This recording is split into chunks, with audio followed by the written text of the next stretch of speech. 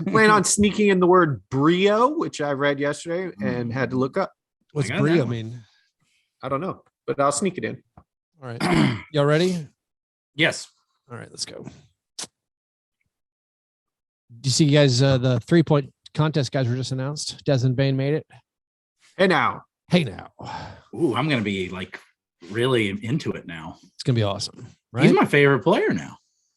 Good for you. I just like how mean he is to other players and LeBron. I love how they didn't have time to update. Well, this is content. Let's start the show. Yeah. Oh crap. Let me grab water. It's right here. I'm sorry. I'll just get nuts. I'm only laughing because I thought about passive aggressively texting you to get your water before you sat down.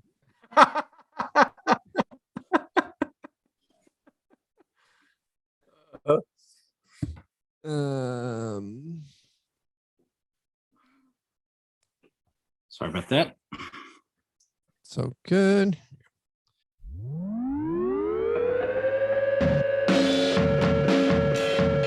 All right, and welcome to Fast Break Breakfast NBA Podcast. My name is Keith Parrish, joined once again with my buddies through the miracle of computer phone, here with Chuck Anderson.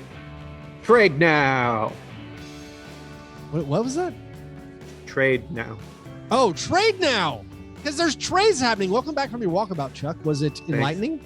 Incredible. How close are you to catching up with Dave DeFore on Miles? Oh, God. So Dave, he didn't do it on the show because I think he knew it would hurt my feelings, but he sent me a screen cap of how many actual miles. He did it on the show. He's a torturer.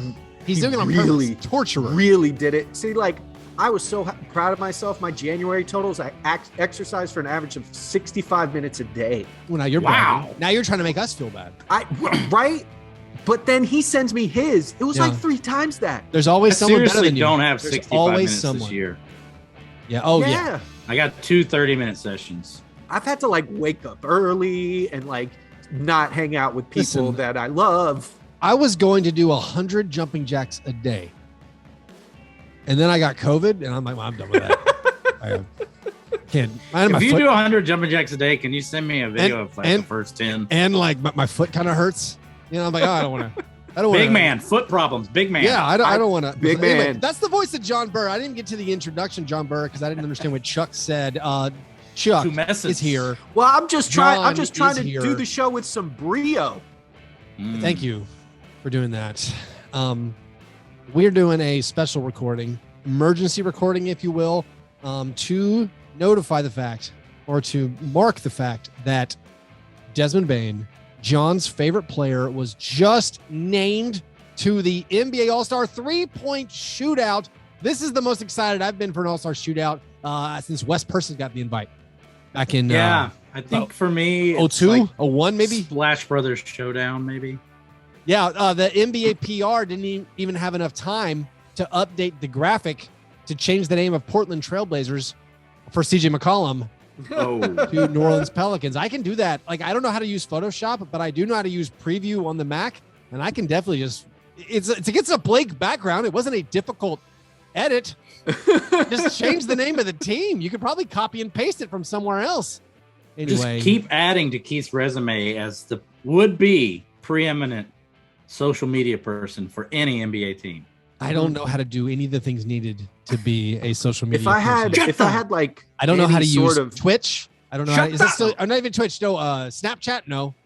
TikTok, Instagram I'm lost. gave me a headache, and I made Chuck do it all. I was like, I'm never going to Instagram again.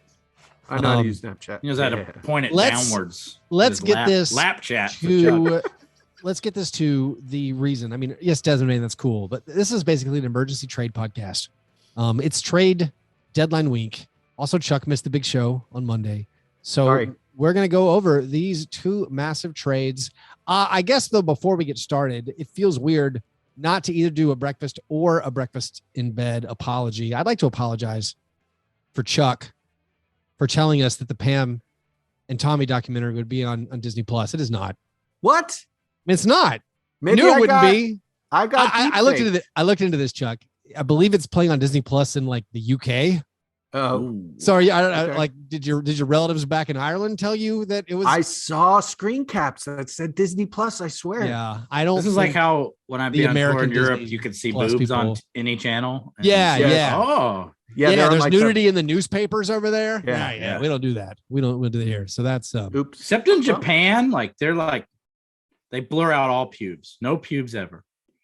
Well, Pubescence. are there normally are there any countries with unblurred pubes in the newspaper? Well, like you can be Even nude, in but there. you can't have pubes. So just the pubis.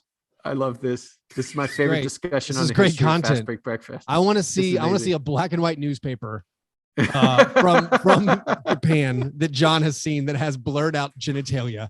Thank you for tuning into Fastbreak Boobs Breakfast. fine. pubis- Emergency trade podcast. There were a couple of massive deals in the NBA on Tuesday. huge. This has I'm gonna- got to be the craziest trade deadline We always say Not- stuff like that. I don't know how to compare No. them, but Who cares? there was some worry that since we've started. is the only deal going to be, I don't know, Jarrett Culver for Josh Richardson, type thing. I know that's actually not a legal trade. I'm sorry I said it. But you had the Portland Trailblazers, who last week basically started things off by doing the fire sale of sort of giving away Norm Powell and Robert Covington. They traded CJ McCollum at the absolute nadir of his value. They traded him to the Pelicans for Josh Hart, for Tomas Satoransky, who's basically cooked at this point. They got Nickeil Alexander-Walker, and they picked up a first-round pick where we're not sure where it's going to land. If the Pelicans miss the playoffs this year, the Probably not gonna first-round happen. pick will go to the Trailblazers. So unless the Pelicans jump up in the lottery, right now Tankathon has the Pelicans at 9th in the lottery. But so there's a good chance it could either of the Pelicans, they beat out all the other teams they're chasing for to make the playoffs and they keep their pick, or some added drama to this year's play-in. If they don't make the play-in and then they don't jump up to the top 4, that the Trailblazers get their pick. I guess generally, what do you guys think of this deal? So all of the deals to me are like, I have to look at them in the context of the other deals. Is this a mistake? Should I not do that?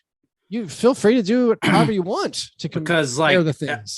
I thought this trade was bad for the Blazers before I saw the trade that took place afterwards. Yeah. And now seeing that trade, The now I think this Sabonis- trade is insanely bad. For Tyrese Halliburton. I understand trying to get under the cap, et cetera, but then in that case, why did they do the Norman Powell? Well, they already got under the cap. right. They're now just clearing. The Trailblazers did a few things. They literally cleared over $21 million in payroll for this season. So one thing they did is they saved their owner, Jody Allen, who might be selling the team, $21 million. Or I guess it's prorated over the season, but like they lowered their salary for this season. They cleared up a lot of salary cap space in the future. The positive aspect to this is they created a large trade exception. So if they in fact do want to try to get better, having a $21 million trade exception can be very, very useful. Although lots of people are dubious that the Trailblazers, because like they're right now operating with this guy Joe Cronin, who's an interim GM, but they're basically going to put all the bad moves on him and then hire probably a new person. So if they move forward, this is a tool they can use, and betting on the Pelicans to miss the playoffs is not a terrible idea. Odds are they're going to miss the playoffs.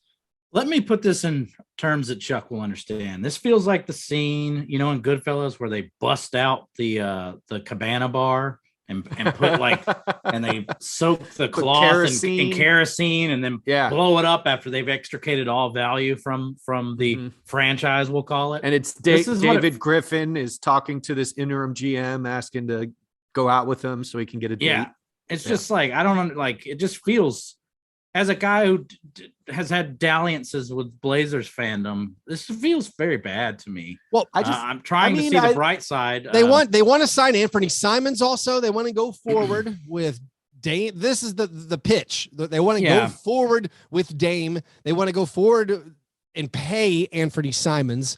And then they are now, actually, according to Jake Fisher of Bleacher Report, probably going to not trade Nurkic, who's on an expiring deal. They're going to go forward with him. They're just creating cap space for next year. So they've even thrown out the spin that they're going to open up cap space so they have the chance to trade for Ben Simmons in the offseason, if you want to believe that kind of spin. I don't know. When you talk about comparing it to other deals. The Pelican spin, to me, get at least as foolhardy as it might seem, at least makes sense. It's like, we have to put together some players for Zion to stay. So if you just say that you got CJ McCollum and he's under contract for 2 more seasons, and you say you got CJ McCollum, I think he's going to be good the next 2 seasons. So you got him for this year and then 2 more, and it cost you Josh Hart. It cost you, maybe if you make the playoffs, it's like a great deal. Cause like that, I don't know. I don't want the next year pick protection. I'm not sure that's even out yet. Yeah. Like if it's just like a middle of the first rounder, that's fair value to me. And if it keeps Zion, I guess that's the huge thing. You know, that's worth it. Right. To me, like, we talk about how just not tanking is so beneficial to a franchise. I got to respect the Pelicans for not tanking, for trying to get better. All you lost was Josh Hart. You kept Herb Jones and all the guys that we enjoy off of the team. I'm not even trashing Josh Hart. I think he's a good player. They also got back Larry Nance in the deal. Like, right. Oh, Larry Nance. I didn't read. I know he's Tony Snell from the depths of Snell. Yeah. I know he's like 30 now or whatever, but like, to me, this seems very helpful to the Pelicans. And when I see what has gone down in the other trades, I just don't understand how Portland's valuations are. They feel like they got taken behind the woodshed on both trades. Comparing the values of the trades is confusing. If you look at what Karis LeVert, what the Pacers got for Karis LeVert, where they got essentially, you know, like maybe the 22nd and maybe like the 32nd pick, something around there. Now, if the Trailblazers end up getting the 10th pick, well, then the 10th pick is way better. And Josh Hart, then they still could either reroute Josh Hart somewhere, because his contract is under considerable value. Lots of teams could use him that are good. It's also non-guaranteed for next year. Part of me really fears the Trailblazers are just going to waive him, like when the season's over, and not exercise his very reasonable $12 million salary just to further cut costs. I know Chuck's itching to say something here, but I just have to say, we were talking about trading CJ for Ben Simmons at one point in the season. Yeah. To get this haul is just unfathomable to me. So this trade, both trades that we're going to talk about are very confusing to me. And I live in a land of confusion, not unlike Phil Collins, but this one has baffled my mind. So I want to get into, you guys are talking about who won and lost the trades and which team. I want to talk about from a human perspective, and poor CJ McCollum. Right? Like, he's played with Dame. He's had this wonderful run to the playoffs for so long, and now he's in what is a bumbling franchise. Like, there's no question that, you know, the Pelicans, even right now with the Blazers in disarray, if I'm a player of any like status, I want to play in Portland rather than in New Orleans right now. So CJ is going to waste away the rest of his prime. I don't know. He's probably got 3-4 more years of like really good basketball left. Trying to keep Zion on his team, like, that seems gross, and it seems like a waste of a player that I love. I love CJ. If CJ, you know, if he's got how many more good years, 3 years, if Valanciunas has like 3 more good years, if even Zion Williamson leaves, I think it's very interesting what the Pelicans have done here. And I think there's also an argument that like the Rats are getting off the Portland ship. Like, there's some reports that like Jason Kidd didn't want the Portland job because of this because of the ownership. They're like, that's going to get torn down. Like, no one knows what they're doing there. No one's really in charge. We're not sure who's calling the shots. And so that's not an ideal situation. So like, maybe this turns out okay for CJ McCollum. He's going to have a chance to make the play-in, which he was not going to have that chance in Portland this season. But even if Zion Williamson leaves, I think the idea that the Pelicans, if they miss the play-in, they possibly will send 2, or will have ended up sending 2 picks between picks like 5 and 15 away. That's including what they sent for CJ McCollum, and then including what they traded to the Grizzlies, the Lakers pick, which could end up being 11th or 12th or something. They sent those 2 picks away to bring in multiple years of Jonas Valanciunas and CJ McCollum. Now, you just ruined this trade. But so that isn't the usual way that front offices do things currently. That is anti-dunked on brain.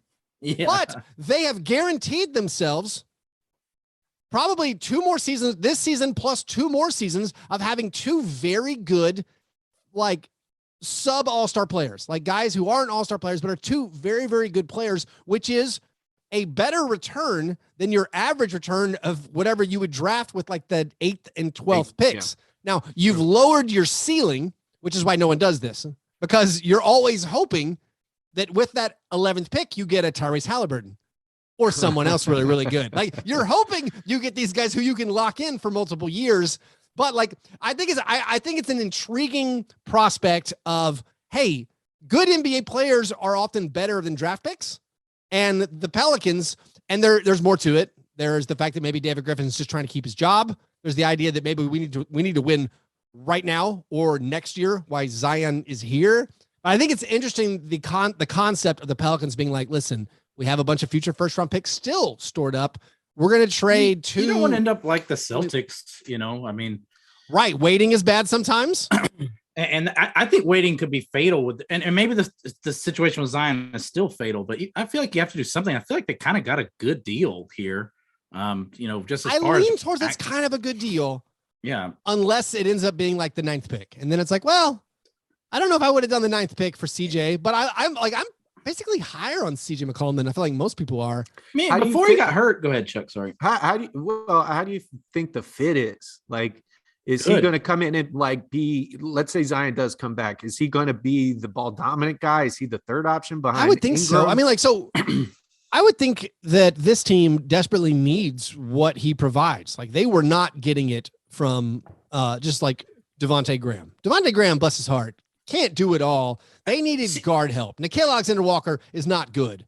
The Pelicans were playing, pretty good basketball with these players, and CJ McCollum is like Devontae Graham on steroids. Like, he's the best possible Devontae Graham. They have won 11 of their last 16 games with Brandon Ingram. Brandon Ingram left one of these games hurt, and they lost that game. Not counting that game, they're 11-5 in their last 16 games with Brandon Ingram. One of the big things, another big question that I have for this actually specific trade, like, I think the cost on its own of acquiring CJ McCollum, not that bad for the Pelicans. Like, I understand doing it.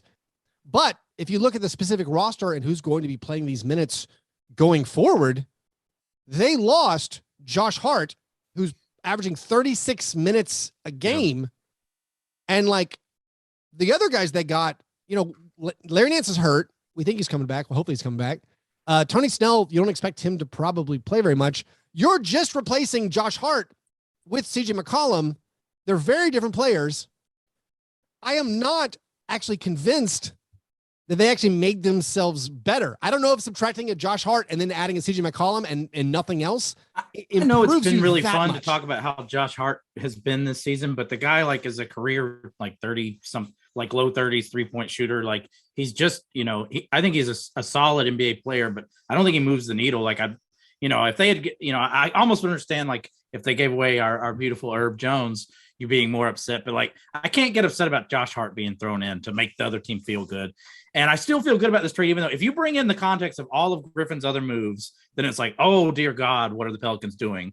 But trying to judge this little move, and I feel the opposite of Chuck. Like, I'm actually happy for CJ. Go be, more of an option than you've probably ever been in your career, and play some playoff basketball, which you're really good at. It also kind of renews the Grizzlies riverboat rivalry, because CJ McCollum murders the Grizzlies. Yeah. And, is a proven playoff performer too. Like, has one of the best game sevens like I've ever seen out of a player. Like, I guess I like it. I just don't know who's playing the other minutes, like, on the team, literally. I guess, this is Herb's time to shine. Herb's going to play all the 3 too. Like, I don't know who's playing, like, like, what's their closing 5 without Zion? that's the part where it's like, all right, we got Jonas, we got Brandon Ingram, who's playing awesome, and Herb Jones. We can do that 3 through 5. And then I guess it's Devontae and CJ. It just seems real thin. I'm not trusting any of these other players really. Like, is it Trey Murphy's time to shine as a rookie to try to take back the mantle Herb has taken from him? I don't know. Honestly, my favorite twist to this trade is the Pelicans now have the opportunity to increase the odds of that Lakers pick conveying to them. They're trying to play defense. They actually play the Lakers 3 more times this season. You tweeted about this, didn't you? Yeah. I think I saw this. Well, they're trying to kick the Lakers out of the play-in. Right now, the play-in, we think it's going to be Clippers, Lakers, Timberwolves, Pelicans. Those are the most 4 likely teams to be in the play-in. Only 2 are getting in, obviously. And the Pelicans have tried to strengthen themselves so they can kick the Lakers out and thus increase the odds of them getting that pick, which if it's in the top 10, if the Lakers picks in the top 10, the Pelicans actually get it. I feel like that's a really fun angle to it. Another weird spot, maybe a loser to this trade, is actually the Chicago Bulls, because I want to talk about them a lot in the next trade. Well, the Chicago Bulls, they own Portland's first round pick, but it's lottery protected. That was part of the Larry Nance, Lowry Markkanen 3-way deal. They got this Portland first round pick that's lottery protected for the next 5 seasons. That baby's never coming over. Like nope. They basically lost a first round pick in this. And so the Trailblazers also, it behooves them to beat the Pelicans to keep them in the lottery. First of all, anything that incentivizes winning, it's great. And there's a lot of different angles of this specific trade where all the franchises involved need to beat each other to help their own teams. And I like that. I used to think teams didn't pay attention to all of these scenarios until this latest NFL coaching crisis has come up, where there's bounties on losses, et cetera. It's dear, maybe they do care. So I guess we can move to the next deal, which is arguably a bigger deal. It's more shocking. We all thought the CJ McCollum deal was coming. There'd been a lot of talk that, yes, he definitely was going to be on the move. I think nobody thought that Tyrese Halliburton was going to get dealt. The Kings send Tyrese Halliburton and Buddy Hield. They get off the Buddy Hield contract and some matching salary in Tristan Thompson to the Pacers. The Pacers get multiple-time All-Star Domantas Sabonis, Jeremy Lamb, a little bit of salary filler, Justin Holiday, and a fake second-round pick. Why is there a top 55 protected second-round pick thrown in? No one has any idea. It's just window dressing. This move, I think most people were kind of stunned by, because Halliburton, a guy on his rookie deal who's looking good, is not a player who's typically available in a deal. And we'd also heard things about them, everyone for sale except for him. Right. Which Woj said that the Pacers were, they did not expect to have a chance to get Halliburton this week. That was a big surprise to them. Maybe that's just, again, the post-trade spin to make the Pacers fans feel better about the deal. This move's pretty shocking. I think it's terrible for the Kings. John, we texted earlier and you were kind of down with it. What's your take on it? So I've had the last few years of being a Grizzlies fan has been very informative as far as what it's like to be truly attuned to a fan base's needs. So when I first hear about this trade, I'm like, well, that seems great for the Kings. They got the 2-time All-Star and they didn't have to pay a Nikola Vucevic price.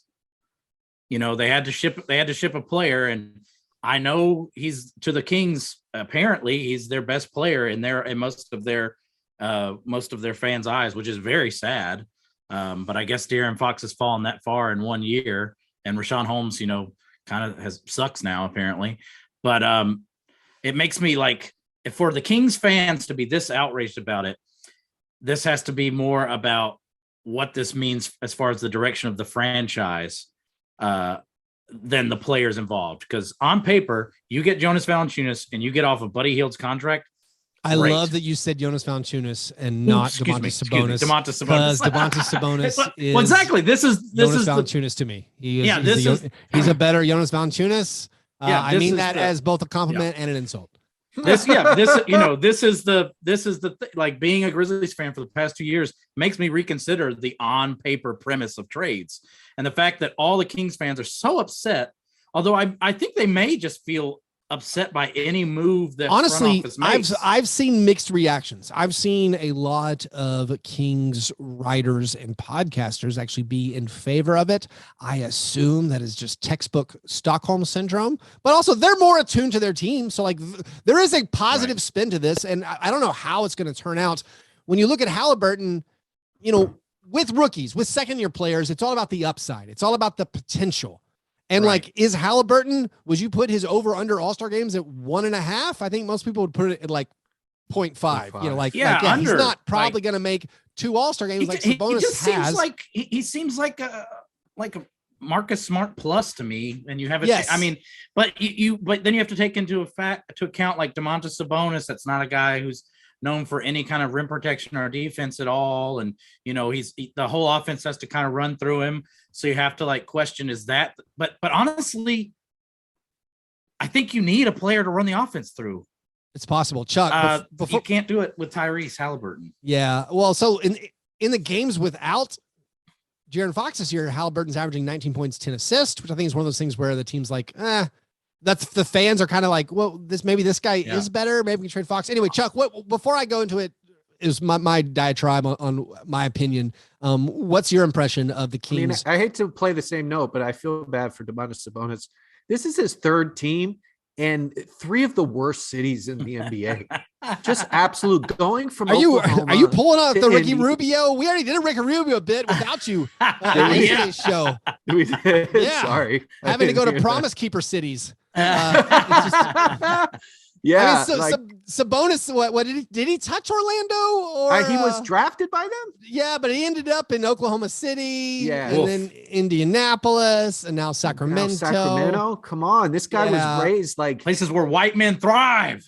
Honestly, I don't know. Places I don't think the story with Sabonis is the same with Rubio's. No, Rubio's got it. Well, at least he was in Phoenix for a while. Give him 10 years, and maybe it will be. Yeah, man. The thing about trading for Sabonis is much like the Pelicans trading for Valanciunas and McCollum, they've traded for possibly a more sure thing. Like there's a chance that Halliburton never becomes as good as Sabonis. For me, I'm just like, you've lowered your ceiling.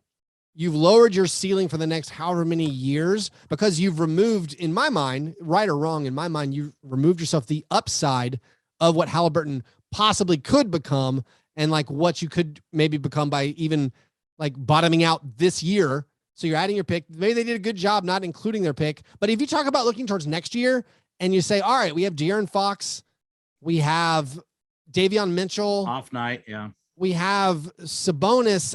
I'm thinking all 3, like those 3 guys right there. I'm like, you're not making the playoffs. And then you say, we have Holmes. Like, I don't understand the Rashawn Holmes thing. So there are still moving pieces. They could trade Rashawn Holmes before Thursday. And then it's like, this makes more sense. Like we assume they're going to trade Harrison Barnes, but like if they don't, if they end the trade deadline with Harrison Barnes, Rashawn Holmes, Domantas Sabonis, that'll just be the De'Aaron Kings' Fox ongoing big. Yeah, you're great. You've won 36 games again for like the 18th consecutive year. You're not any good. So like, for me, that's why I don't love it. I will say that Sabonis is on a cheap contract. This is not trading for an overpaid guy. And he's only 25. Yeah, they moved the Buddy Hield money, so like they actually will have cap space. I mean, last time they had cap space, they spent it all on Ariza and Dwayne Dedmon. But like, I don't know. I've enjoyed Tyrese Halliburton from what I've seen, but I think it should be noted that he has unsuccessfully distinguished himself from a flailing De'Aaron Fox and Davion Mitchell, who has no offensive upside. And it's hard for me to, in this, landscape where we see guards break out and carry teams early, it's hard for me to be like, this is the linchpin guy that cannot be traded. If you're just trying to make the playoffs and be competitive and not be the worst team in the league, like it's hard for me. That's what it is for me. For me, this is just a move to make the playoffs. If I put my Grizzlies and that's fine, right? If I put on my Grizzlies perspective hat, I love the fact that in my mind, the Pelicans lowered their long-term ceiling and the Kings lowered their long-term ceiling. They stopped looking for hitting those home runs in the draft. I think your characterization of lowering their long-term ceiling, a lot of things have to happen for that to be true. Like a lot of things. Like, I mean, like Sabonis, Halliburton has to be definitively better. But they gave up on possibly 6 years of team control of Halliburton. I think the path to getting good is usually getting lucky on those things. I mean, maybe Sabonis signs for an under market deal and they keep him beyond this current contract. He's under contract for 2 more seasons after this one. And they use that extra money to bring, I don't know, other pieces in. It's not like a dead end for the Kings, but it's just like, and furthermore, you haven't made yourself better this year, really. I don't think you already gave De'Aaron Fox a max deal and he's having his worst season. You can't trade him at his lowest. Davion Mitchell is a guy who has really not shown any of his potential, even though he finally had a pretty big offensive game the other night. Tyrese Halliburton is the guy that has all of this promise and that everyone's talking about. And they said all during the year, we're not going to trade this guy. And then they do. Yeah. That just seems like good business to me. Seems like they swindled somebody to me. Seems like what I do to somebody in fantasy basketball. And I feel like everybody's just in an uproar about it when they just traded, one of their many, many guards for a guy that's made the All-Star team twice. But I have this Jonas Valanciunas thing where I'm worried that, this is about a cultural shift for the franchise. But I mean, the Kings, I just feel like they need some good players. Yeah, and I don't think that I'm not sure they really have them. It's a tough way. Like maybe Sabonis brings in his own type of culture, but it's like he's kind of hard to build around in my mind. I think there's like an interesting choice Indiana made between, Sabonis when they picked Turner. It seems like Turner's they picked Turner. Turner's hurt. But he's hurt, but they picked him. I mean, they picked him. I guess they couldn't get the return. Yeah, how are you going to give to a team fighting for a playoff spot? Give him a hurt guy. Like I think Turner might be gone too. I adore what the Pacers did. This whole trade deadline. Yeah, they were locked in mediocrity. They said, "Listen, we've been good for long enough because they're never terrible. They're always pretty good." But they hit the ceiling with this Turner Sabonis thing. We said last episode how that they turned Oladipo, who wasn't going to play basketball anymore. How's that Oladipo Miami season going, Chuck? He's soon coming back? I got a week and a half. Yeah, I saw him on Instagram struggling to score over UD. Udonis Haslam is in the league for a reason, gentlemen. Yeah. The Pacers flipped Oladipo for LeVert. They turned LeVert into some picks. They then turned Sabonis into Halliburton. Like getting Halliburton on a second year, the Pacers, again, that's have 6 years of control over a 21-year-old guard. We're not sure what his upside is. That's like getting a top 5 pick. Like that's a massive home run play. Again, if you feel is it like getting a top 5 pick or is it like getting a top 15 pick? No, he's proven. What does that even mean? He's an 11th. He was the 11th pick. Right. And now if he was stuck back in the draft, he's going behind this like top threesome or whatever of the Chets and Jabari and that other guy. Like people are so high on Tyrese Halliburton and his upside and what he's shown so far. Like it isn't the risk of a draft. It isn't the risk of I'm going into the top 5 and I might end up with Stanley Johnson or whoever else. Like I know I have a proven NBA player. Worst case scenario, I have a 6th man who might end up being better than Malcolm Brogdon, who by the way, he seems like healthy Brogdon guy. He could be. Yeah. And maybe that's it. Which is not bad. But I mean, to me, if you like these trades just make me think like, wow, what the Magic got for Vucevic. That's what I want when I make a trade, Yeah. I mean, they hit the home run with they're ending up with the Franz Wagner with that pick that came to them. I think it's a similar return, even if Wagner is coming back out. It's almost a similar return to the Vucevic trade. I feel bad for the other teams where like, if you are comparing the return, like, if I look at all these players involved and also the Pacers, I don't know, can you flip Buddy Hield? I'm kind of intrigued by what they could do going forward. So the Hield thing's confusing because we've heard him mentioned in every single trade. And then when it finally happens, it seems to be like a huge part of the cost of it. So I think maybe he's not as desirable as we figured, perhaps. Yeah. Oh, I think we've already come to those terms. Yeah. Right. No one really wants them. I mean, again, there's still more moving pieces and it might settle a little bit differently. Like Justin Holiday, he might get rerouted somewhere for something. But again, I guess my initial take for both of these is like, I understand both sides of it. Of all the teams we discussed, like the Trailblazers, the Pelicans, the Kings, and the Pacers, I like what the Kings did the least. Like I don't know. I feel like it didn't give them a clear path for like a vision of the future.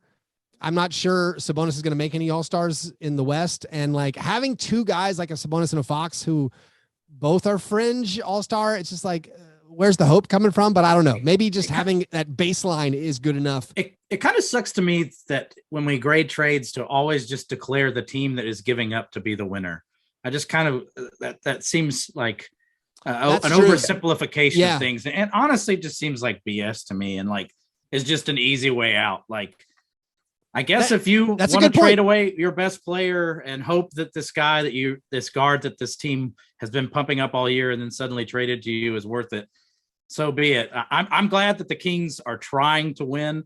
I'm glad that the Pelicans are trying to win. I kind of feel like the other teams are entering a maelstrom of pain. The Kings have been trying to win for 17 years. Dude, I understand when you're talking about if we bring in, like I said about the Pelicans, if we bring in the other moves into this, I'm doomed. My argument is doomed because it's honestly, I feel sad for the Pelicans that like, why didn't they do this and also have Lonzo Ball?